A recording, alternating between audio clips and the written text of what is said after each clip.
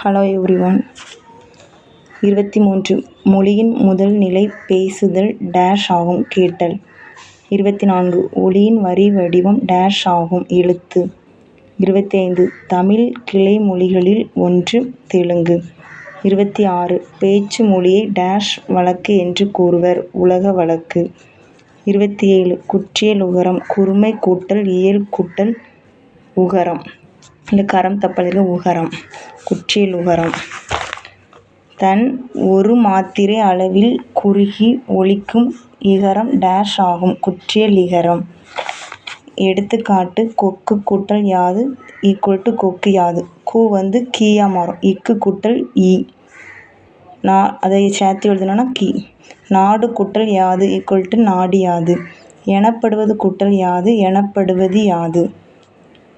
35 கேள் கூட்டல் மியா. இதை சேர்த்து எழுது கேன் மியா. செல் கூட்டல் மியா சென் மியா.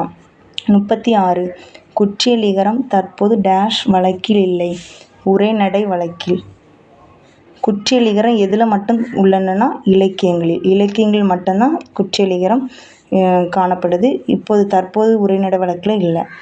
இப்போ பொருந்தாத சொற்களை எடுத்து எழுதுக.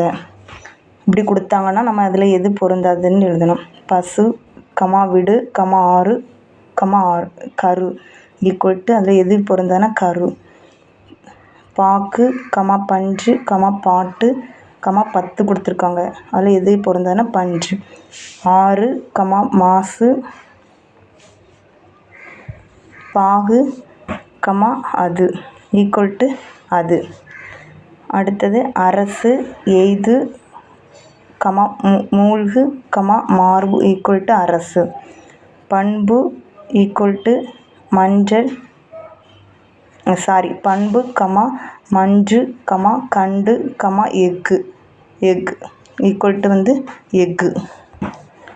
அடுத்தது என்ன பார்க்க போகிறோம்னா முக்கணி. அது எதெல்லாம் குறிக்கும்னா மா பலா வாழை. முத்தமிழ் இயற்றமிழ் இசைத்தமிழ் நாடகத்தமிழ்.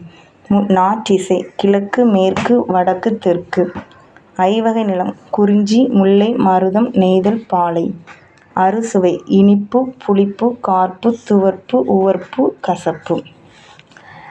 நெக்ஸ்ட்டு காடு என்ற பாடலை எழுதியவர் யாருன்னா சுரதா. அது எந்த நூல்லேருந்து எடுக்கப்பட்டதுன்னா கிளிக்கண்ணி. அந்த நூல்லேருந்து அந்த காடு என்றது பாடல் எடுக்கப்பட்டிருக்குது. அந்த கிளிக்கண்ணி எந்த பாவகையை சார்ந்தது எதை சார்ந்ததுன்னா பாவகையே. சுரதாவின் இயற்பெயர் ராசகோபாலன். சுரதா யார் மீது மிகுந்த பற்று கொண்டவர்னா பாரதிதாசன். பாரதிதாசன் இயற்பெயரை தான் அவர் என்ன செஞ்சிருப்பார் சுப்ரதினத்தை தன் பெயராக மாற்றிக்கொண்டார். சுப்ரதினதாசன் என மாற்றிக்கொண்டார். அது சுப்ரதினதாசனுடைய சுருக்கம்தான் சுரதா. நெக்ஸ்ட்டு சுரதானா என்ன அர்த்தம்னா ஊமைகளை பயன்படுத்தி கவிதைகளை எழுதுதல் வல்லவர். அதனால தான் அவர் பேர் ஊமை கவிஞர் என்று சொல்லியிருக்காங்க. சுரதானா ஊமை கவிஞர்னா சுரதா. சுரதா இயற்றிய நூல்கள் எதெல்லாம் பார்க்கலான்னா அமுதும் தேனும் தேன்மலை துறைமுகம். இந்த மூன்று நூல்கள் அவர் என்ன செஞ்சுருக்காரு ஏற்றிருக்காரு. இந்த 3 நூல் தான் 7th தமிழில் கொடுத்துருக்குறாங்க. காடு பாடல் எதுலேருந்து எடுத்திருக்காங்கன்னா சுரதாவில் தேன்மலை என்னும் நூல். தேன்மலை இயற்றிய நூல் இருக்குல்ல அதிலிருந்து தான் இயற்கை எழில் என்னும் பகுதியிலிருந்து எடுக்கப்பட்டது. நெக்ஸ்ட்டு காட்டை குறிக்கும் வேறு சொற்கள். இப்போ ஒரு சொல் கொடுத்து காடுன்னா அதுக்கு நிறைய வேறு பெயர்கள் இருக்குது. அது என்னெல்லாம் பார்த்தோன்னா காடுக்கு நிறைய பேர் இருக்குது. என்னெல்லாம் பார்த்தோன்னா கால் கான் கானகம் அடவி அரண் ஆரணி புறவு பொற்றை பொழில் தில்லம் அழுவம் இயவு பலவம் முளரி வல்லை விடர் வியல் வனம் முதை மிளை இரும்பு சுரம் பொச்சை பொதி மொழி அரில் அரல் பதுக்கை கணையம்.